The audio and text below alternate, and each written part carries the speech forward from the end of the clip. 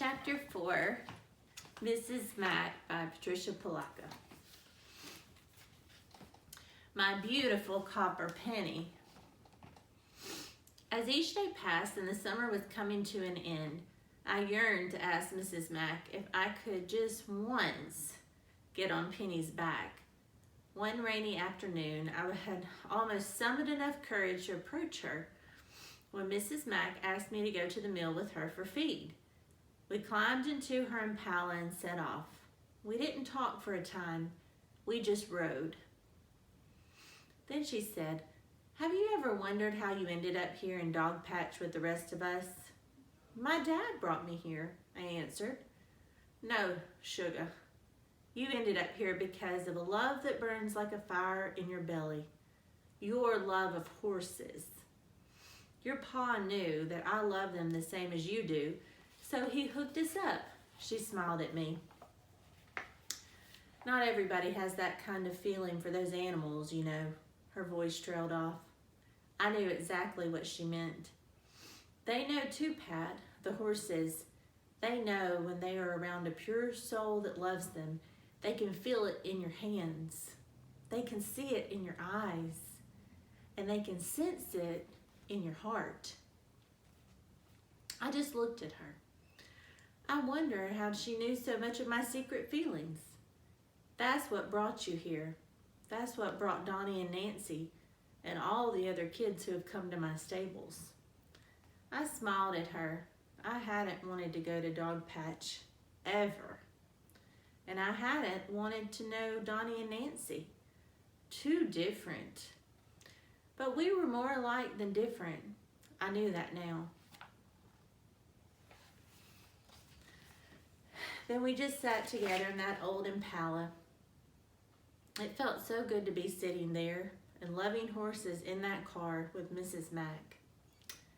It was a very sunny Friday when it happened. I arrived at the stables like always, but something seemed different. I knew that I was getting a new mount.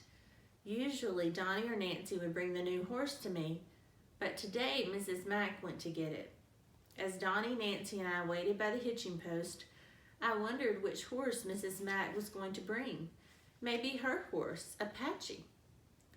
When I finally saw the look on Donnie's and Nancy's faces as they looked behind me, I knew it must be Apache. I could hear Mrs. Mack's voice talking softly to the horse. But when I turned around, I saw that it was not Apache. It was my Penny. I couldn't breathe for a whole minute. Mrs. Mack handed me the reins. Her eyes were kind of watery-like. I drew up the reins and mounted without a word. It felt as though time had stopped. The air wasn't moving. It seemed even that the birds were watching. "You made it, Hollywood," Danny said softly as he smiled. Nancy nodded and gave a thumbs up. I felt my heart connect with Penny's. Her body quivered. She waited for a signal from me to tell her what to do. I touched her sides with my knees. Penny responded, almost jumping out from under me. I reined her in quickly. My heels were down, my tail tucked under, the reins light in my fingers.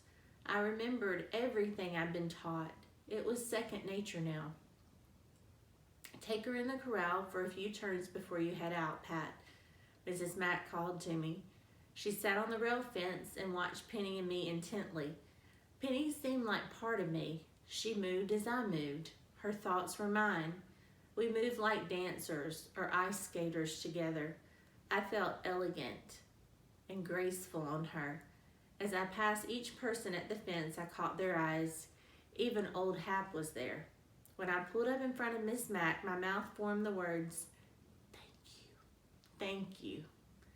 Mrs. Mack opened the gate and waved us toward the trail. We trotted through the gate, then we paused. Penny reared and I threw my hand over my head like a cowboy. My heart was singing.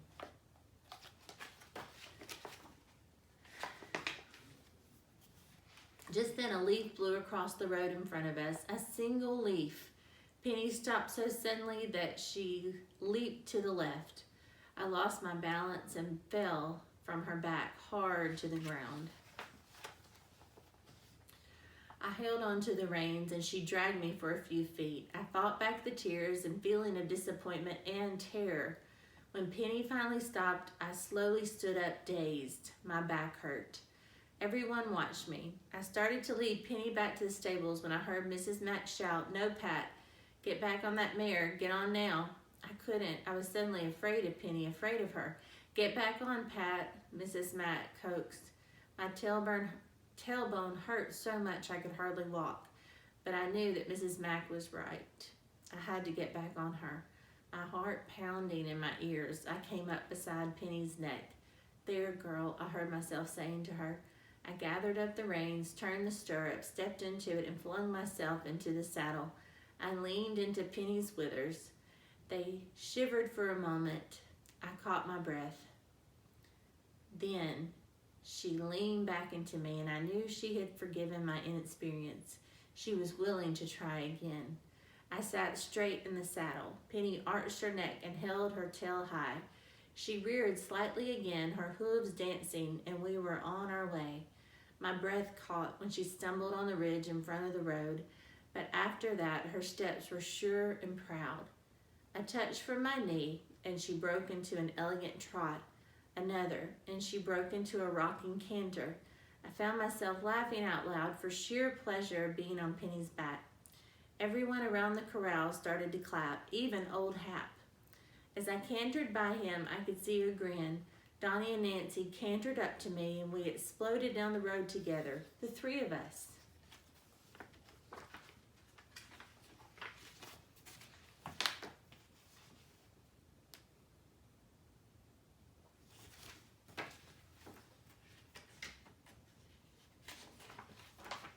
And that's the end of chapter 4.